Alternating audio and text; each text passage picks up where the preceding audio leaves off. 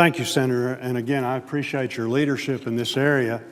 And I also appreciate the fact that you jumped out and ran for the office and were elected, because we desperately need people like yourself, people that were successful businessmen that understand the unintended consequences of much of what we do up here. And I, like you, also have firsthand understanding of the issue from an employer's perspective, and maybe a little bit unique perspective.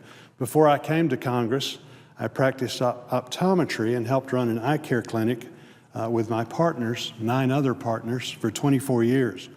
And so when President Obama's health care bill became before us when I was in the House, I fully understood from both the medical provider and from the business aspect that from both accounts, it was the wrong approach to the problem of rising health care costs.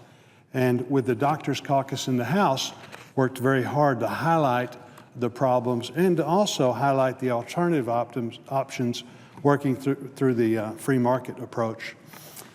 There's no doubt about it, we're facing a serious crisis. Healthcare costs are crippling Americans. Many Americans lack access to quality health care. It's stifling our nation's overall economic development.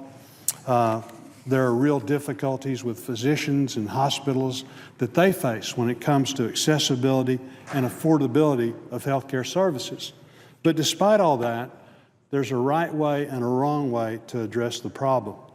The President's health care law is simply the wrong approach and the wrong answer. Coming with a price tag of $1.75 trillion, the law causes many more problems than it solves. It's not lowering health care costs as we're seeing. In fact, it's driving them up. It's not deficit neutral, it's a budget buster. Medicare, because of the cuts, because of the way that it's set up, it's going to lead to rationing and decreased quality of care. It will not help the economy. In fact, it's further stalling the recovery. On that note specifically, the President's health care law makes it difficult for small business owners to hire more employees. At a time when our economic recovery continues to lag, the concerns over new mandates, confusing rules, and additional taxes in the law have small business owners rightfully concerned. And again, I can appreciate this in the sense of not only being an eye care provider, a health care provider, but somebody that had 85 employees. Far from creating jobs as the President promised, it's estimated the law will actually result in 800,000 fewer jobs over the next decade. It's almost as if the law was written with no input from America's small business owners and the health care providers that will run it. In the 24 years that I was at our clinic in Northwest Arkansas, we grew our staff from 5 employees to 85. My colleague from Wisconsin can attest to the fact that guiding your business to the point where you can add personnel is not an easy task.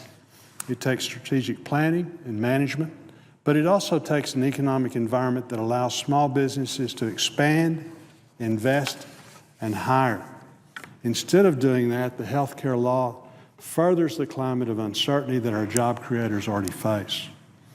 Small business owners are certainly hurting in this economy. They worry about tax hikes that Washington keeps threatening to force upon them. They see an enormous flood of regulations coming their way. Gas prices keep skyrocketing. Profits are way down as a result of the sluggish economy. There's so much uncertainty. What mandates will evolve from this health care law, and ultimately what these costs will be for small business owners, only adds to that unease. When interviewed, business owners say that the major concern that keeps them from hiring, and I've been out and about as much as anybody in the last 2 years, and this is exactly what I'm hearing, is the major cause that keeps them from hiring people is the uncertainty caused by the cost that they feel they will incur by the new health care law. We need to repeal and replace it with a health care reform based on a free market system. Rationing is such an important situation. We're already seeing rationing right now. As an optometrist, more than being a senator, I get calls all the time from people that have moved into town and they can't find a health care provider for their aunt or uncle who's in the Medicare age group. Physicians are definitely cutting back because of the payment plan. Seniors are smart enough to figure out that you can't add 30% more patients under this plan And then along with that, no increase in physician fees, no increase in the infrastructure required to take care of them. Something's got to give, and that's going to be two things: quality of care and rationing. The same thing is true of Medicaid. In Arkansas, we're going to have to increase our Medicaid rolls by 250,000 people. Our state only has 3 million people to begin with.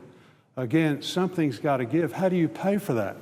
And the reality is that will cost us, we're talking now in the neighborhood of $400 million. Where will that come from? It will come from providers. It will come from decreased funding for education, for roads, and things like that. Again, you can't do this without rationing and consolidation.